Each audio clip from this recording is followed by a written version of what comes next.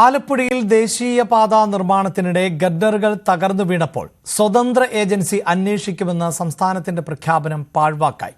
അന്വേഷണം ആവശ്യപ്പെട്ട് ജില്ലാ ഭരണകൂടം നൽകിയ കത്ത് പൊതുമരാമത്ത് വകുപ്പ് അവഗണിച്ചു. ആലപ്പുഴയ്ക്ക് പുറമെ മലപ്പുറത്തും റോഡ് തകർന്നതോടെ നിർമ്മാണ പ്രവൃത്തിയിൽ പങ്കില്ല എന്ന് പറഞ്ഞ് ഒഴിയുകയാണ് സംസ്ഥാന സർക്കാർ. ഇതോടെ ജനങ്ങളുടെ ആശങ്ക പരിഹരിക്കാനുള്ള ഉത്തരവാദിത്തം സംസ്ഥാനത്തിന് ഇല്ലേ എന്ന ചോദ്യം ഉയരുകയാണ്. മലപ്പുറത്തെ ദേശീയപാത നിർമ്മാണത്തിനിടയിലുണ്ടായ തകർച്ച ചർച്ചയാകുന്ന ഘട്ടത്തിൽ തന്നെയാണ് ആലപ്പുഴയിൽ ഉണ്ടായ സംഭവങ്ങളും വീണ്ടും ചർച്ചയാകുന്നത്. നമുക്കറിയാം, കഴിഞ്ഞ മാർച്ച് മാസത്തിലാണ് ആലപ്പുഴയിൽ നിർമ്മാണത്തിലിരിക്കുന്ന മേൽപ്പാലത്തിന്റെ ഗഡറുകൾ, ദേശീയപാതയുടെ നിർമ്മാണത്തിലിരിക്കുന്ന മേൽപ്പാലത്തിന്റെ ഗഡറുകൾ ഒരുമിച്ച് തകർന്നു വീഴുന്ന ഒരു സാഹചര്യം ഉണ്ടായത്. അന്ന് 70 ടൺ വീതം ഭാരമുണ്ടായിരുന്ന 4 ഗഡറുകളാണ് ആലപ്പുഴയിൽ തകർന്നു വീണത്. ആ സംഭവവുമായി ബന്ധപ്പെട്ട് ചില വിവാദങ്ങൾ ഇപ്പോഴും ഉയരുന്നുണ്ട്. അതായത് അന്ന് ഈ സംഭവത്തിൽ, അതായത് ഗഡറുകൾ തകർന്ന സംഭവത്തിൽ ഒരു ഇൻഡിപെൻഡന്റ് ഏജൻസി അന്വേഷിക്കണം എന്നുള്ള ഒരു ആവശ്യം ജില്ലാ ഭരണകൂടം മുന്നോട്ട് വെച്ചിരുന്നു. കാരണം ഈ ഒരു അപകടത്തിൽ നിന്ന് തലനാരിഴയ്ക്ക് മാത്രമാണ് ആലപ്പുഴയിലെ ജനങ്ങൾ രക്ഷപ്പെട്ടത്. കാരണം ഏറ്റവും തിരക്കുള്ള ഒരു സ്ഥലത്തായിരുന്നു ഈ അപകടം നടന്നത്. ആലപ്പുഴ ബീച്ചിനോട് ചേർന്ന വിജയ പാർക്കിനോട് ചേർന്നുള്ള ഒരു സ്ഥലത്തായിരുന്നു അപകടം നടന്നത്. തലേ ദിവസം വരെ 100 കണക്കിന് ആളുകൾ തടിച്ചുകൂടി ഉണ്ടായിരുന്ന ഒരു സ്ഥലത്ത് പിറ്റേ ദിവസം ഭാഗ്യത്തിനാണ് ആളുകൾ രക്ഷപ്പെടുന്ന രീതിയിൽ ആ അപകടം നടന്നത് എന്നുള്ളതാണ്. പക്ഷേ അന്ന് ഒരു സ്വതന്ത്ര ഏജൻസി അന്വേഷിക്കുമെന്ന് ജില്ലാ ഭരണകൂടം അറിയിച്ചിരുന്നു. ഒപ്പം തന്നെ കോഴിക്കോട് NITയിലെ ഉദ്യോഗസ്ഥർ എത്തി അന്വേഷണം നടത്തുമെന്നായിരുന്നു വ്യക്തമാക്കിയിരുന്നത്. എന്നാൽ ഈ ഒരു ആവശ്യം, ജില്ലാ ഭരണകൂടം ഉന്നയിച്ച ആവശ്യം സംസ്ഥാന പൊതുമരാമത്ത് വകുപ്പ് തള്ളുകയായിരുന്നു. ഉത്തരവാദിത്തം കേന്ദ്ര സർക്കാരിന്റെ മാത്രം, അതായത് അവർ നൽകുന്ന റിപ്പോർട്ട് പരിശോധിച്ചതിന് ശേഷമാകാം ഇത്തരമൊരു അന്വേഷണം എന്നുള്ളതാണ്. ഈ NITയുടെ അന്വേഷണം നടത്താൻ വേണമെങ്കിൽ തീരുമാനിക്കാമെന്നുള്ള ഒരു നിലപാടിലേക്ക്, ഒഴുക്കൻ മട്ടിലുള്ള നിലപാടിലേക്ക് മാറുകയായിരുന്നു. തുടക്കത്തിൽ തന്നെ, അതായത് ഈ ഗഡറുകൾ വീണ് തുടർ പരിശോധന ഉണ്ടാകുമെന്ന് പറയുന്ന ഘട്ടത്തിൽ തന്നെ ആ വീണ സ്ഥലത്തു നിന്നുള്ള തകർന്ന സാമഗ്രികൾ അവിടുന്ന് അവർ നീക്കം ചെയ്തിരുന്നു. അതായത് ഈ ഗഡറുകൾക്കുള്ളിൽ സ്ഥാപിച്ചിരുന്ന ടെൻഷൻ കേബിളുകൾക്കടക്കം പ്രശ്നമുണ്ടെന്നുള്ള ആക്ഷേപം നിലനിൽക്കുന്നതിനിടയിലായിരുന്നു ഈ രീതിയിൽ മാറിയത്. പക്ഷെ അന്നും ഉയർന്നൊരു ചോദ്യമുണ്ട്. ആലപ്പുഴ കൊല്ലം ബൈപ്പാസുകൾ നിർമ്മിക്കുന്ന അതേ രീതിയിലായിരുന്നു ആലപ്പുഴയിലെ ഇപ്പോഴത്തെ എലിവേറ്റഡ് ഹൈവേ നിർമ്മിക്കുന്നത്. അതുകൊണ്ട് തന്നെ നമുക്ക് കഴിഞ്ഞ നിർമ്മാണത്തിൽ സംസ്ഥാന പൊതുമരാമത്ത് വകുപ്പിന്റെ ഒരു എക്സ്പെർട്ട് ടീം ഉണ്ടായിട്ടും എന്തുകൊണ്ട് ആ ടീമിനെ ഉപയോഗിച്ച് ഇതിനകത്തൊരു പരിശോധന നടത്താൻ തയ്യാറാകുന്നില്ല എന്നുള്ളൊരു ചോദ്യം ഉയർന്നിരുന്നു. അതേപോലെ തന്നെ ആ ഒഴുക്കൻ മട്ടിലുള്ള നിലപാട് പിന്നീട് സംസ്ഥാന സർക്കാർ തുടർന്നു പോയി എന്നുള്ളതാണ്.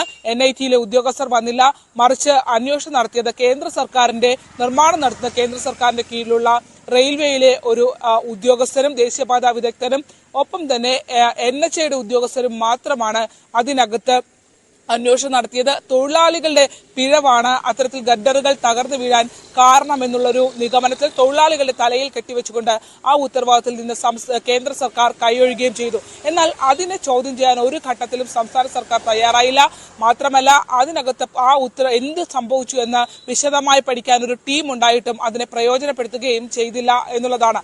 ഇപ്പോൾ ആലപ്പുഴയ്ക്ക് പുറമെ മലപ്പുറത്തും വലിയ അപകടം സംഭവിച്ചിരിക്കുന്നു. ജനങ്ങൾ തലനാരിഴയ്ക്കാണ് രക്ഷപ്പെട്ടത്.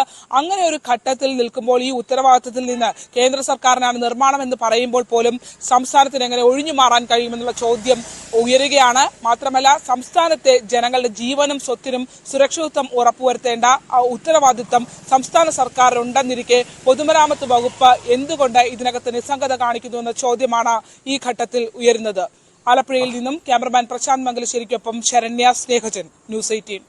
ശരണ്യയുടെ റിപ്പോർട്ട് വളരെ പ്രധാനപ്പെട്ടതാണ്. ഇതിനു മുമ്പും ദേശീയപാത നിർമ്മാണത്തിൽ അപാകതകൾ ഉണ്ടായിരുന്നു. അന്നും വലിയ തോതിൽ ചർച്ച ചെയ്യപ്പെട്ട ഒന്നാണ്. പ്രത്യേകിച്ച് ആലപ്പുഴയിലെ നിർമ്മാണത്തിനിടെയാണ് ഗഡറുകൾ തകർന്നു വീണത്. ആ സമയത്ത് ജില്ലാ ഭരണകൂടം നൽകിയ പരാതിയിന്മേൽ അന്വേഷണം നടത്താമെന്ന് ഉറപ്പ് നൽകിയിരുന്നത് സംസ്ഥാന സർക്കാർ ആയിരുന്നു. ആ അന്വേഷണം നടത്തും എന്ന സർക്കാരിൻ്റെ ഉറപ്പും പാഴ്വാക്കാവുകയാണ് ചെയ്തത്. ഇപ്പോൾ ശ്രീ ഉപേന്ദ്രനാരായണൻ കൂടി ടെലിഫോൺ ലൈനിലുണ്ട്. റോഡ് സേഫ്റ്റി വിദഗ്ധൻ ആണ് അദ്ദേഹം. ശ്രീ ഉപേന്ദ്രനാരായണൻ, ഇവിടെ പല വികസന പദ്ധതികളും യാഥാർത്ഥ്യമാകുമ്പോൾ അതിൻ്റെ ഉത്തരവാദിത്വം അല്ലെങ്കിൽ അതിൻ്റെ പിതൃത്വം ഞങ്ങളുടേത് മാത്രം എന്ന അവകാശ തർക്കങ്ങൾ ഉണ്ടാകാറുണ്ട്. ഏതാണ്ട് ദേശീയപാതയുടെ കാര്യത്തിലും അത്തരം തർക്കങ്ങൾ അത് പൂർത്തിയാകുന്നതിന് മുമ്പേ ഉണ്ടായി. പക്ഷേ തകർന്നു കഴിയുമ്പോൾ പരസ്പരം പഴിചാരുന്ന ഒരു സാഹചര്യം ആണ് ഉണ്ടാകുന്നത്. അങ്ങനെ പൂർണ്ണമായും സംസ്ഥാന സർക്കാരിന് ഇതിൽ ഒരു ഉത്തരവാദിത്വവുമില്ല എന്ന് പറഞ്ഞ് ഒഴിയാൻ പറ്റുമോ? ഞങ്ങൾ ഭൂമി ഏറ്റെടുത്ത് നൽകുക മാത്രമാണ് ചെയ്തത് എന്നുള്ള വാദമാണ് ഇപ്പോൾ സംസ്ഥാന സർക്കാർ മുന്നോട്ട് വയ്ക്കുന്നത്. ഒരിക്കലും പറ്റില്ല. സംസ്ഥാന സർക്കാരിന്റെ ഉത്തരവാദിത്തമാണ് ഏറ്റവും പ്രൈം ആയിട്ടുള്ളത്. കാരണം ഈ ഹൈവേ പണിയുന്ന കേരളത്തിലാണ്. അപ്പോൾ കേരളത്തിലെ കാലാവസ്ഥ, മഴയുടെ അളവ്, പിന്നെ ട്രാഫിക്കിന്റെ ഡെൻസിറ്റി, ഇതെല്ലാം ബഹുമാനപ്പെട്ട പീഡബ്ല്യൂഡി മന്ത്രി കാണേണ്ടതാണ്. അദ്ദേഹം പല പ്രാവശ്യം ഈ റോഡെ പോയപ്പോഴേ അദ്ദേഹത്തിന്റെ കൂടെ ഒരു ചീഫ് എഞ്ചിനീയറെ കൂടെ കൂട്ടിയിരുന്നെങ്കിൽ അദ്ദേഹം പറഞ്ഞു കൊടുത്തേനെ ഇതിന്റെ ഡിഫക്റ്റ് ഇത്രയാണ്, ഇത് ഇന്നത് ഇഷ്യൂ ആണ്. അഭിലാഷേ, ഞാൻ മനസ്സിലാക്കുന്നത്, ഞാൻ ഈ ദേശീയപാത അതോറിറ്റിയുടെ കൂടെ ജോലി ചെയ്തിട്ടുള്ള ഒരാളാണ്. ഇത് വ്യാപകമായ അഴിമതിക്ക് വേണ്ടിയാണ്. അതായത് ഇപ്പൊ നമ്മൾ മണ്ണുത്തി എക്സാമ്പിൾ പറയാം. മണ്ണുത്തി എടപ്പള്ളി ദേശീയപാതയാണ് കേരളത്തിലെ ആദ്യത്തെ ടോൾ കമ്പനിയുടെ റോഡ്. അത് 2011 60% മാത്രം പണി പൂർത്തീകരിച്ചിട്ട് ടോൾ പിരിക്കാനായിട്ട് Kerala government state support agreement കൊടുത്തു. 60% തീർന്നിട്ടുള്ളൂ. നിയമപ്രകാരം 100% പണി പൂർത്തീകരിച്ചിട്ടാണ് അതിന്റെ COD കൊടുക്കേണ്ടത്. അതിന് പകരം അന്ന് ഇവിടുത്തെ എല്ലാ കക്ഷികളും ഇടപെട്ടിട്ട് CODക്ക് അനുമതി കൊടുക്കുകയും അവർ പിരിവ് തുടങ്ങിയിട്ട് അവർ 6 മാസം കൊണ്ട് ബാക്കിയുള്ള പണി തീർക്കാമെന്ന് പറഞ്ഞിട്ട് ദേ ഇപ്പോഴും 2025 ദേ പണിതുകൊണ്ടിരിക്കുകയാണ്. അതിന്റെ അർത്ഥം ഇതൊരു ലോങ് ടൈം അഴിമതിയാണ്. ഇവിടുത്തെ കേരളത്തിലെ മിക്ക രാഷ്ട്രീയ പാർട്ടിക്കാരുടെ പോക്കറ്റിലേക്ക് കാശി വീഴുന്ന ഒരു പണിയാണ്. ഇത് തന്നെയാണ് ദേശീയപാത അതോറിറ്റി ചെയ്തത്. ഈ മൂരിയാട് തൊട്ട് അവിടൊക്കെയുള്ള വീഴ്ചകൾക്കെല്ലാം പ്രധാനപ്പെട്ട കാരണം ഇപ്പൊ ഇലക്ഷൻ വരാൻ പോവാണ്. അപ്പൊ ഇതിനെ കണ്ടിട്ട് ടോൾ പിരിക്കാനുള്ള അനുമതി ഉറപ്പായിട്ടും കൊടുക്കും. കഷ്ടകാലത്തിന്, അവരുടെ കഷ്ടകാലത്തിന് ഇതെല്ലാം ഇടിഞ്ഞു പൊളിഞ്ഞു വീണപ്പോഴേക്കും ഇനിയിപ്പോ ടോൾ പിരിക്കാൻ പറ്റില്ല. പക്ഷേ ഉദ്ദേശം എന്താണെന്ന് വെച്ച് കഴിഞ്ഞാൽ ഈ റെഡ്ഡി കമ്പനിമാര്, കേരളത്തിൽ റെഡ്ഡിമാരെ കിട്ടുള്ളൂ. എന്തെല്ലാം നല്ല കമ്പനികളുണ്ട്. ഇപ്പൊ തമിഴ്നാട്ടില് ഞാൻ പോലീസിന് ട്രെയിനിങ് കൊടുക്കാൻ പോകുന്ന ആളാണ്. അവിടെ എല്ലാം ലാർസൺ ആൻഡ് ടൂബ്രോ അല്ലെങ്കിൽ ഷപ്പൂർജി പല്ലോൺജി, വേണ്ട, കേരളത്തിൽ തന്നെ നമ്മുടെ എത്രയോ നല്ല റോഡ് കോൺട്രാക്ടേഴ്സ് ഉണ്ട്. അവരെയൊക്കെ ഒഴിവാക്കിക്കൊണ്ട് തിരിഞ്ഞും മറിഞ്ഞും, അതായത് റെഡ്ഡിമാര് പല പേരിൽ ഇവിടെ കേരളത്തിലെ ഹൈവേകൾ പണിഞ്ഞ് കുളവാക്കിയിട്ടേക്കാണ്. അതായത് എടപ്പള്ളി തൊട്ട് നമ്മുടെ മണ്ണുത്തി തൊട്ട് വാളയാർ, ഇതെല്ലാം കാലതാമസം കൊണ്ട് ഗതാഗത കുരുക്കുണ്ടായിക്കൊണ്ടിരിക്കുകയാണ്. അപ്പൊ ഇതിന് ഒരു അഴിമതിയുടെ, അത് ഭയാനകമായ അഴിമതിയുടെ ഒരു സ്കോപ്പാണ് ഇതിനകത്ത് കാണുന്നത്. ഇതിന് അല്ല, അതിലിപ്പോൾ അങ്ങനെയെങ്കിൽ അതിൽ കേന്ദ്രത്തിനും പങ്കുണ്ട് എന്ന് പറയേണ്ടി വരില്ലേ? തീർച്ചയായിട്ടും കേന്ദ്രത്തിന് പങ്കുണ്ടല്ലോ. കേന്ദ്രത്തിന് അറിയില്ലേ ദേശീയപാതകള് ഇത് 66 എന്ന് വെച്ചാൽ പൻവേൽ തൊട്ട് കന്യാകുമാരി വരെ പോകുന്ന റോഡില് ഈ പറഞ്ഞ പൻവേൽ തൊട്ട് മംഗലാപുരം വരെ ഒരു കുഴപ്പമില്ലല്ലോ. എന്താ കേരളത്തിൽ വരുമ്പോ മാത്രം ഇങ്ങനെ വിള്ളലും ഒലിച്ചുപോക്കലും ഒക്കെ നടക്കുന്ന? അവിടെ ഈ കേരളത്തിന്റെ ഭൂമിശാസ്ത്രപരമായ പ്രത്യേകത എന്നാണ് പറയുന്നത്. താങ്കൾ പറഞ്ഞത് ശരിയാണ്. അപ്പോഴും ഭൂമിശാസ്ത്രപരമായ പ്രത്യേകതകൾ ഉണ്ട് എങ്കിൽ ആ പ്രത്യേകതകൾ പരിഗണിച്ചുകൊണ്ടാണല്ലോ നിർമ്മാണം നടത്തേണ്ടതല്ലേ?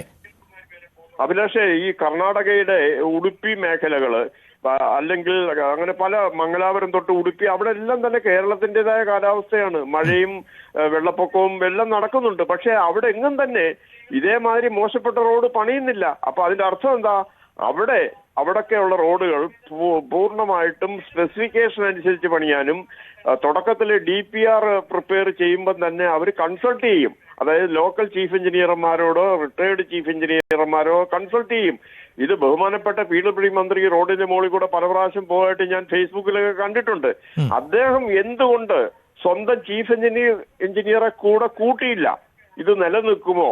അത് എന്താണ് ഇതിന്റെ? അല്ല, അതൊക്കെ പലപ്പോഴും ഈ PR വർക്കിന്റെ ഒരു ഭാഗമായിരുന്നല്ലോ. അതിങ്ങനെ നടക്കുമ്പോൾ വീഡിയോ എടുക്കുന്നു. ആ വീഡിയോയിൽ ഇത് ഞങ്ങൾ ആണ് എല്ലാം മോണിറ്റർ ചെയ്യുന്നുണ്ട്, എല്ലാം കൃത്യമായി പോകുന്നുണ്ട്, അതിവേഗമാണ് ഈ നിർമ്മാണം നടക്കുന്നത് എന്നൊക്കെ പറയുകയും അതിങ്ങനെ പബ്ലിസിറ്റിക്ക് വേണ്ടി ഉപയോഗിക്കുകയുമാണല്ലോ ചെയ്തത്.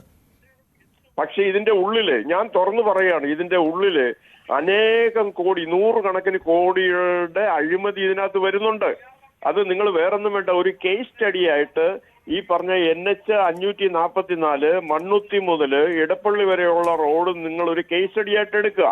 അതിനകത്ത് എനിക്കറിയാം, ഞാൻ അവിടെ 2012-13 കൊല്ലക്കാലത്ത് ജോലി ചെയ്താണ്. ഞാൻ ചീഫ് ട്രാഫിക് മാനേജ്മെന്റ് എക്സ്പെർട്ട് ആയിരുന്നു. അവിടുത്തെ എല്ലാ വിവരങ്ങളും എനിക്കറിയാം. ഏതൊക്കെ പാർട്ടിക്ക് എത്ര രൂപ മാസാമാസം കൊടുക്കുന്നുണ്ട്.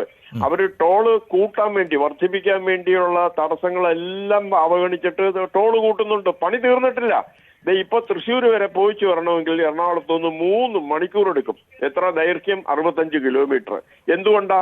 അതിന്റെ അണ്ടർപാസ്, അതിന്റെ ഫ്ലൈ ഓവേഴ്സ് ഒന്നും തന്നെ പണി തീർന്നിട്ടില്ല. അതേപോലെ ഒരു പാതയാണ് ഇപ്പോ ഇവര് ഈ പറഞ്ഞ റെഡ്ഡി കമ്പനി ഉണ്ടാക്കാനിരിക്കുന്നത്.